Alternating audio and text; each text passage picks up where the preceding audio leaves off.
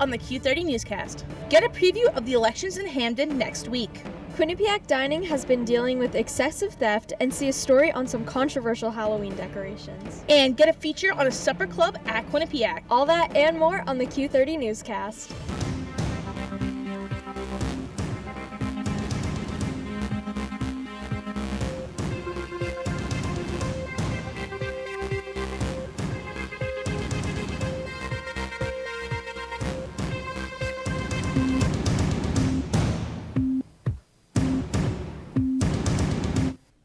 Welcome back to Studio 125 for another episode of the Q30 Newscast. I'm Brittany Braun-Lieben.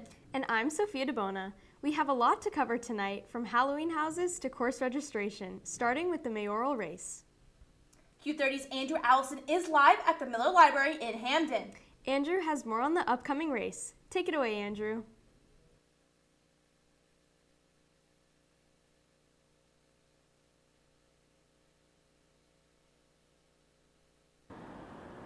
Good evening, Sophie and Brittany. Early voting has been taking place here since October 20th, which will continue until Sunday with varying hours. Hamden residents will be electing their mayor, town clerk, councilman, and their Board of Education members. For the mayoral election, there are 4 candidates, each representing their separate party with 1 petitioning candidate. Adam Sendroff is the Democratic candidate, and his platform is to increase affordability for all Hamden residents, which he intends to do with a comprehensive 5-pillar plan, including an immediate spending freeze. The Republican candidate is Jonathan Katz, and his platform involves fixing financial instability and lowering high taxes. Katz plans to conduct a forensic audit of the town and increase staffing for the town's finance department. The Green Party candidate, Patricia Venier Saavedra, wishes to create a more responsive mayoral staff and appoint an effective town manager. Petitioning candidate Jamaica Jeffries wishes to restore trust in local government and build a stronger, more inclusive town. On election day, polls will be open from 6 a.m. to 8 p.m. and each district will have its own polling location, with the Miller Library being District 1's polling location. Stay tuned for continued coverage on the Hamden Mayoral elections. Reporting live from Dixwell Ave for Q30 News, I'm Andrew Allison. Thanks, Andrew. Last Friday, 2 13-year-old boys were injured in a Hamden brush fire. Firefighters arrived at the scene at around 6 p.m., but a neighbor had already put out the flame. The fire grew out of control after the 2 boys added gasoline to a fire that they previously started. One of the boys has already been released from the hospital, but is still in the burn unit. Quinnipiac's 40th Stern Note lecture was held by Corey Robin. In the lecture, Robin discussed capitalism's role in a democratic society. The lecture was open to students, faculty, and the general public. Having witnessed twice the impeachment of President Trump with little to no consequence for his career, most observers are now reluctant, understandably, to recommend it as a solution. Quinnipiac University is trying to crack down on students stealing food. Q30's Christina Semenes has more on the issue. A recent email sent out by Public Safety addressed an increase in theft from the York Hill Dining Hall, but students have their own opinions about why there has been an overall increase in theft from dining halls on campus. I think it's the prices are super high. I just paid $17 for a giant goldfish box, and in a store it's 5 or 6. Many students share the sentiment that items sold in the dining hall are more expensive than the grocery store, as dining hall prices increased in recent years. I feel like they may be upping prices by $2 or $3 for regular items that you would find in the store much cheaper. Some students also attribute the long lines and overcrowding during common hour as a reason why theft has increased recently. I think sometimes people just forget that they have something in their hand and they walk.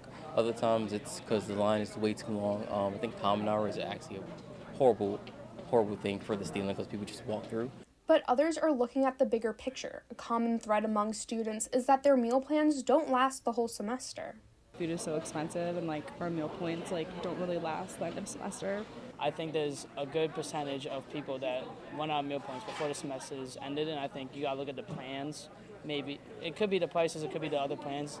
Chief of Public Safety Tony Reyes announced that new cameras were installed at the York Hill Dining Hall and that the area will be monitored closely. Public Safety urges students to report any concerns to staff or the department directly. Reporting from Cafe Q for Q30 News, I'm Christina Tsimanis. Thank you, Christina. You know, Brittany, I hope that the weather cooperates for Halloween, but I have to admit, having a dark and stormy night would be pretty fitting.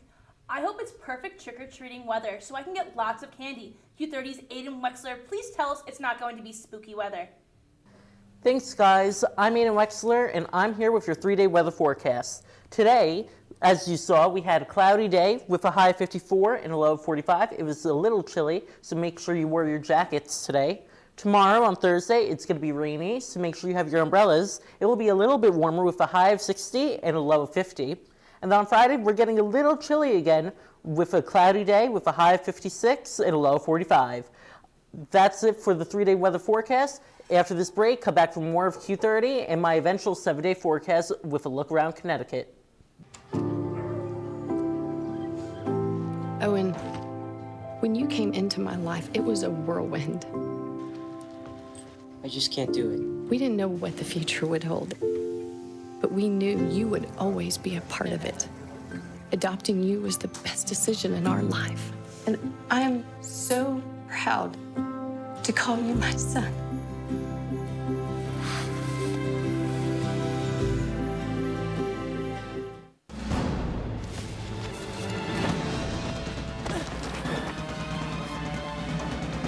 Even the mighty might not see it coming. It's prediabetes, and it captures 1 in 3 adults. But you can escape. Take the 1-minute prediabetes risk test to know where you stand and prevent or delay type 2 diabetes. Be your own hero on smartphones everywhere at doihaveprediabetes.org. Multiple studies have shown that marijuana can slow both driver reaction and response time, which can be really dangerous. He's here. He's here. Wait. What? I can't drive. Why? My. Oh.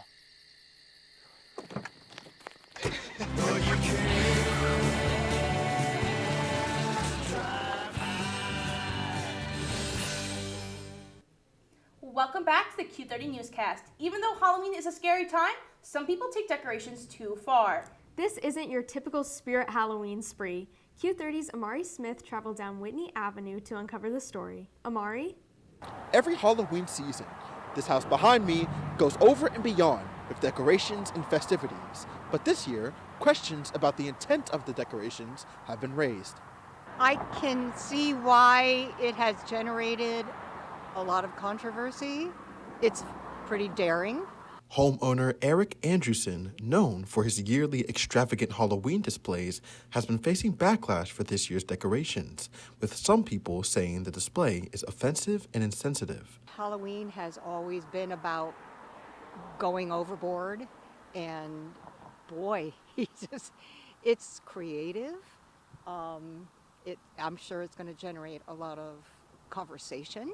This year's theme is the Asylum for the Criminally Insane, and the front yard features guard towers, a barbed wire fence, and bodies hanging by a noose. Mayor Lauren Garrett, as well as the Greater New Haven branch of the NAACP, issued Eric letters of complaints describing the display as offensive and harmful. I always see what he's doing. He's really gone the extra mile this year, I think. However, after I spoke with Eric himself, he says that type of symbolism was never the intent. Rather, it was to provide a fun Halloween experience for families as well as donate to a good cause. He donates to charity every year when he charges admission to his haunted house. Maybe not to the front yard, but to the haunted house itself. Good for him that he's donating to charity. That's great. The haunted house is still set to open this Halloween night. Reporting from Hamden for Q30 News, I'm Amari Smith. Thank you, Amari. Students had the opportunity to engrave and take home their very own coaster during the Spooks and Sparks event. The event was held in the Student Design Workshop of the Engineering section of the CCE building. Coasters could be engraved to have a Quinnipiac design or a spooky one. Students would burn the images on the desired block of wood to create the coasters. To help bring the Halloween vibes to campus, Stitch It Forward hosted a Halloween craft night on Tuesday. Students had the chance to make holiday-themed crafts like coloring, bracelet making, diamond painting, and other activities. During the event, Halloween movies and songs were played in the background. Students also entered a raffle to win festive prizes. Naturally Me hosted Monster Tea Time, a Halloween-themed night of community. The event had an arts and crafts night that included Halloween-themed mocktails that students could make themselves. Raffle prizes like a JBL speaker were also a part of the event. If I'm being honest, I might have to go trick-or-treating this year. Why is that, Sophia? I mean, I wanted to buy my own candy stash, but it's just too expensive. With buying costumes, candy, and decorations, stores have to be making extra money. Q30's Miranda Patorti has more on Halloween finances. Thanks, Sophia and Brittany. With a government shutdown and a major holiday, there sure was plenty of financial news this week. As the government shutdown nears 1 month and becomes the second longest pause in United States history, more and more people are feeling the financial burden as federal workers miss multiple paychecks. This will only increase as financial government assistance programs could run out of money in the next few days. The Trump administration has announced that starting on November 1st, the Supplemental Nutrition Assistance Program, also known as SNAP, will be abruptly stopped. Roughly 1 in 8 Americans rely on food stamps to put meals on the table, meaning that 42 million Americans are going to have to make some tough financial choices in the coming weeks, especially leading up to the holiday season. To combat this, more than 24 states unveiled a lawsuit on Tuesday trying to stop the suspension of SNAP. Switching gears to the upcoming holiday, Americans are feeling the financial burden in an unlikely place: Halloween candy. According to the Groundwork Collaborative and the Century Foundation, using data from Nielsen IQ, Hershey variety packs rose 22% and Tootsie Roll lollipops rose 34% between the fall of 2024 and 2025. The rise in prices is in response to tariffs due to imports of cocoa and cane sugar, as well as weather. West Africa, where the most cocoa is produced, has seen droughts and windstorms reducing the amount they were able to make. Non-chocolate-based candy has not seen the same increases, though. Regardless, this could once again be a record year for Halloween spending, with an expected $13.1 billion overall and $3.9 billion in candy spending. With inflation in every area across the board, consumers have not stopped spending, though, with the rate up 0.6% in August, so the record Halloween numbers are not out of the ordinary currently. And with the SNAP cuts I mentioned earlier, some families are choosing to forego candy for trick-or-treaters this year and hand out more shelf-stable food items such as granola bars and instant ramen. That's all I have this week from the financial world, but this does beg the question: Sophia and Brittany, what are your favorite Halloween candies? Thanks, Miranda. I'm a huge fan of Nerds Gummy Clusters. What about you, Brittany? That's a good classic. I'm going to go with Reese's Peanut Butter Cups. That's another one of my favorites. This Thursday, Global Partners is hosting Around the World Trick or Treat. This event will give students the opportunity to try unique candies from around the world. Students will go around campus trick-or-treating, starting at the Arnold Bernard Library. Students participating will be entered into a raffle for a chance to win an Amazon Echo Dot. On Tuesday at 6 p.m., the Alumni House hosted a Halloween event. The Student Philanthropy Council, Alumni Affairs, and the IQ office sponsored this event. Quinnipiac students were welcome to join an afternoon full of candy, games, and other Halloween fun. Moving from Halloween celebrations to the center of power, Q30's Alyssa Snyder is here to give the top political stories from the past week. Alyssa? Thanks, guys. Here's what's making political headlines across the country. The leader of the nation's largest federal worker union is calling for an end to the U.S. government shutdown. American Federation of Government Employees President Everett Kelly said today that hundreds of thousands of federal workers are being used as pawns. The shutdown enters its third week. Negotiations between congressional Republicans and the White House have stalled over spending cuts and border security funding. Kelly urged lawmakers to reopen the government immediately, warning that workers missing paychecks are on the brink. Economists say each week of the shutdown could cost the U.S. economy billions in lost productivity and delayed services. In Virginia, state Democrats are debating how to counter President Trump's redistricting campaign. Reuters reports that Trump-aligned groups are mobilizing to challenge new voting maps approved after the 2020 census maps that favor Democrats in key suburban districts. State party leaders are considering legal action and new voter outreach efforts to defend the lines ahead of 2026 Democratic Governor Glenn Davis, called moves by Trump's team in attempt to undermine fair representation. While Republicans argue the maps are gerrymandered in Democrats' favor, the debate is likely to become a test case for redistricting battles nationwide. And overseas, President Trump is in Japan, where he's met with the country's new Prime Minister, Sanae Takaichi. According to the Associated Press, the two leaders discussed trade, regional security, and the future of the U.S.-Japan alliance. This is Trump's first trip to Asia since launching his re-election bid earlier this year. The White House says the visit aimed at strengthening partnerships in the Pacific, but analysts note that it also serves as a high-profile campaign moment on the world stage. That's all for your political news updates. Back to you, Sophia and Brittany. You know, Sophia, after all this talk about candy, I think we should go and get some. I fully agree. Stay tuned while we get our candy, because after the break, Q30's Aiden Wexler will be back for a 7-day weather report, along with a look around Connecticut. We'll also have Q30's Janelle Maldonado for national news. Stay tuned. We are taught you don't talk about your problems with nobody because you could get in trouble. And I've been through a lot. Anxiety, depression, sexual assault. When I decided to get help, my life changed.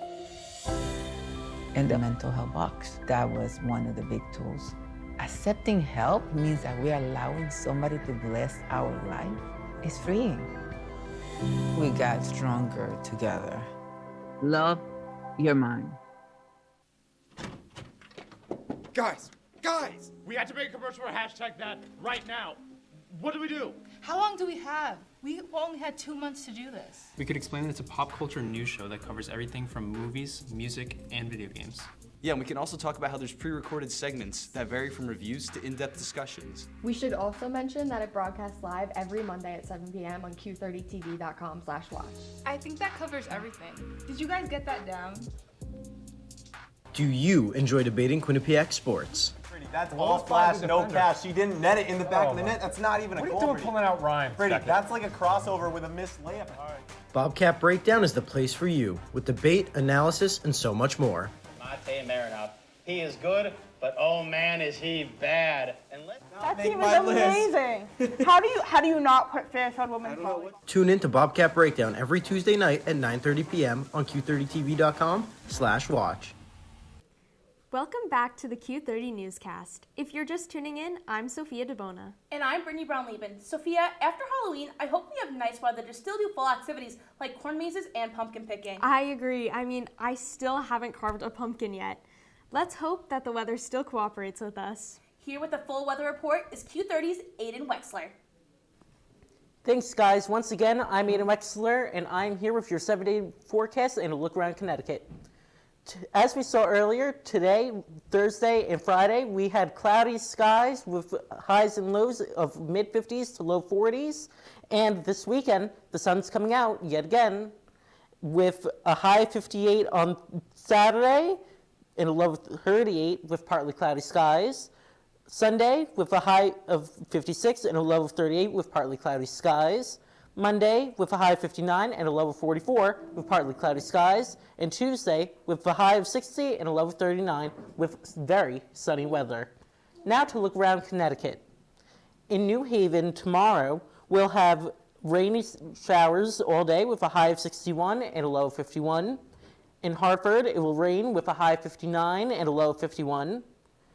In Danbury, it will have a high of 61 and a low of 48 with rainy skies. And in Norwich, it will be a high of 58 and a low of 49 with rainy skies. That's all I have for you today. Back to the desk. Thanks, Aiden. Moving on from rain to gains, a recent report found that various popular protein shakes and powders contain high levels of lead. According to the Consumer Report, popular protein powders and shakes contain high levels of lead. 2/3 of the 23 products tested were found to exceed the safety threshold of 0.5 micrograms per serving. Most of the products containing lead were plant-based proteins, but make sure to take a look at what brand you're using and the reported lead levels. This Thursday from 10 a.m. to 2 p.m., Hartford Healthcare is having another flu vaccine clinic. Faculty and students will be able to receive their flu vaccines to keep themselves healthy for the winter ahead. Make sure to bring your health insurance card if you plan on getting your vaccine. The final Talks on the Rocks will take place on Monday, November 17th at 6 p.m. in the Rocky Top Student Center on the York Hill campus. The dinner will be a buffet style and will include salad, lemon and herb grilled chicken, salmon, coconut cilantro rice, roasted carrots, broccolini, and desserts. You must RSVP to attend this event. Now taking a look at the top stories around the country, Q30's Janelle Maldonado is here with our national news. What do you have for us, Janelle? Thanks, guys. Here's this week's national news. A tragic scene unfolded Saturday night at Lincoln University in Pennsylvania when gunfire erupted around 9:30 p.m. Police say gunfire broke out during homecoming celebrations outside the International Culture Center. One person was killed and 6 others wounded, all between the ages of 20 to 25. The incident occurred as students and alumni gathered for a tailgating celebration after the football game.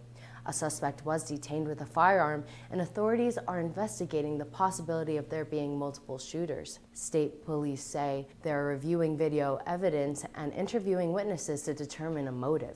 Officials have not released the victims' names pending family notification. University President Brenda A. Allen called the violence, quote, a heartbreaking tragedy, end quote, urging students to support one another. Classes have been shifted online for the start of the week as counseling teams remain on campus.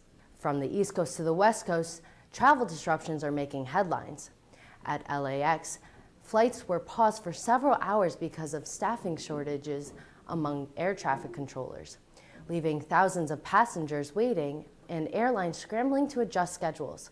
The disruption comes amid the ongoing federal government shutdown, which has left air traffic controllers working without pay and contributing to what the Transportation Secretary says are growing staffing triggers. While LAX appears to have avoided a large-scale backlog, the ripple effect of delays and cancellations may escalate in the coming days as airlines and travelers adjust.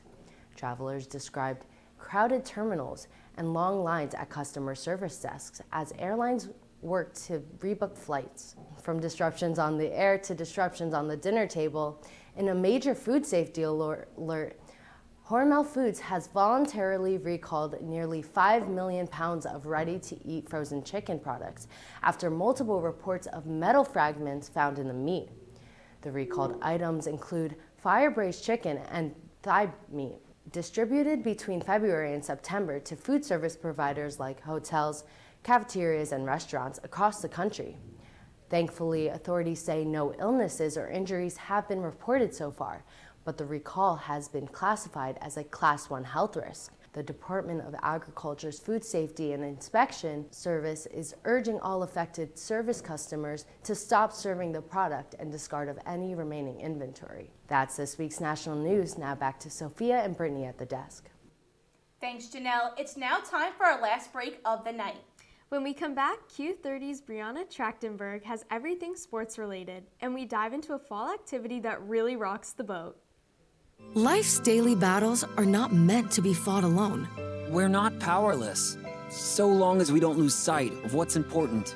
Don't be afraid to seize that moment to talk to your friends. Cloud, you okay? Because checking in on a friend can create a safe space. The first step on our new journey. You coming? Reach out to a friend about their mental health. Seize the awkward. It's totally worth it. Here at Sports Pause, we like to have balance between having fun and working hard. Sometimes that competition we cover gets into our producing.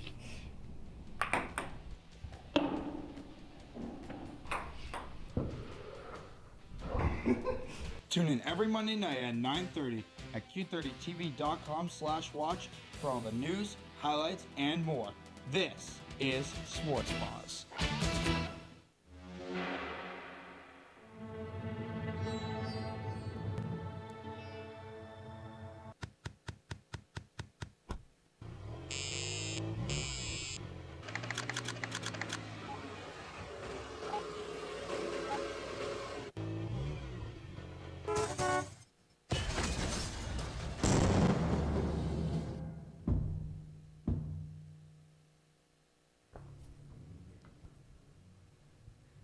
Welcome back to the Q30 Newscast. Sophia, sport is my favorite part of the show. What do you hope Q30's Brianna Trachtenberg talks about? I really hope she talks about the women's ice hockey. They're such an amazing team. Brianna, what do you have for us?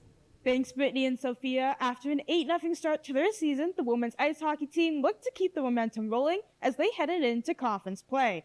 They started off with a quick trip down Whitney Ave, taking on the Yale Bulldogs on Friday. Taylor Bruschi got the scoring going in the second period, earning her first goal of the season. Ben Pryor tacked one on for the Bobcats just minutes later, and Emerson Driver secured the win in the third, 3-1 for the Bobcats, extending their winning streak to 9-0.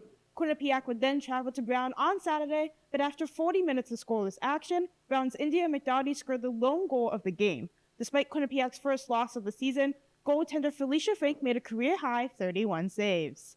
While the women's ice hockey team's winning streak may have come to an end, the volleyball team looked to keep theirs going at Burcon this past weekend. First up was the Fairfield Stags as the Bobcats looked to seek revenge after they lost 3-1 in Fairfield earlier this season. Despite the Stags keeping it close throughout the 3 sets, the Bobcats never let it get to them as they were able to sweep Fairfield for the first time in program history. Ginevra Jo Bagnoni made her first start at home since her injury last season, playing in the front row throughout the game and leading the team in kills with 15. Quinnipiac returned on Saturday against Sacred Heart, coming out where they left off with a 25-15 win in the first set. Despite some struggles in the second and third, the Bobcats were able to pull off the weekend sweep against the Pioneers 3-1. They tacked on one more win for the week in Tuesday's game against Merrimack as well. While the ice in Hamden may have been quiet this weekend, the men's ice hockey team was busy up north. After Tuesday's win against Holy Cross, the Bobcats continued their stay in Massachusetts against the Merrimack Warriors. It was a tough loss for the Bobcats as Chris Pelosi was the only one to get it into the net, losing to Merrimack 4-1. Looking to rebound, they made the trip to the University of New Hampshire, where Dylan Silverstein was able to post his first shutout of the season, making 21 saves. Pelosi was back at it again as he scored the first goal early in the third period, and Jeremy Romer sealed the deal for Quinnipiac 2-0. Now, Brittany and Sophia, with such an action-packed weekend for the Bobcats, what was your favorite game to watch? Thanks, Brianna. My favorite game was hands down the men's ice hockey game against UNH last weekend. I mean, me and my roommates were having our own watch party in our dorm. What about you, Brittany? I have to say my favorite was volleyball's 3-set sweep against Fairfield. That was the first time in program history that they swept them, and Burcon had electric vibes. That one was really cool. With all the Halloween events happening around campus, it's hard to keep track of them all. Luckily, Q30's Nathan Rojas has the scoop on one of these events, the Quinnipiac Dining Supper Club. This year, Quinnipiac University began implementing the Supper Club, a collaborative effort between Chartwell's, the university's food supplier, and Quinnipiac Dining. The Supper Club is led by Timothy Pratt and Ben Gaffney, executive chefs for QU Dining. Every campus kind of runs it their own way. So Ben and I, we conceptualize an idea to build the menu around, and then Ben and I put the menus together, cost them out, purchase them, and prepare them and serve them out of this kitchen here. We go for hearty foods. Like this time it's short ribs and cider glazed chicken, risotto, butternut squash soup. Last time we'll do like Italian, we'll do just kind of like fill you up, enjoyable food. The Supper Club gives students the opportunity to meet and socialize through family-styled meals. Chartwell started this event in 2024. Since then, colleges and universities across the country have been hosting supper clubs. We also wanted to bring this to Quinnipiac University for any students that are also maybe feeling similar, finding hard to make friends on campus, but also just a way to come together with good food and community. Reporting from the School of Business for Q30 News, I'm Nathan Rojas. There's nothing I love more than pumpkin picking in the fall, but Sophia, have you ever heard of pumpkin boating? Can't say that I have. Well, Sophia, in Oregon, they have the Great Pumpkin Regatta. Since 2004, people have been supplied giant pumpkins from a local farm. People then canoe in the pumpkins, racing from one side of a shallow lake to the other. The annual event happened last weekend and included other Halloween-themed events. Unfortunately, that's all the time we have for this week's episode. Thank you to all the producers and everyone working hard behind the scenes. Make sure to keep up with us on X and Instagram at Q30 News and on our website, Q30TV.com. For Sophia DeBona, I'm Brittany Brown-Leben. Have a safe rest of your week, Bobcats.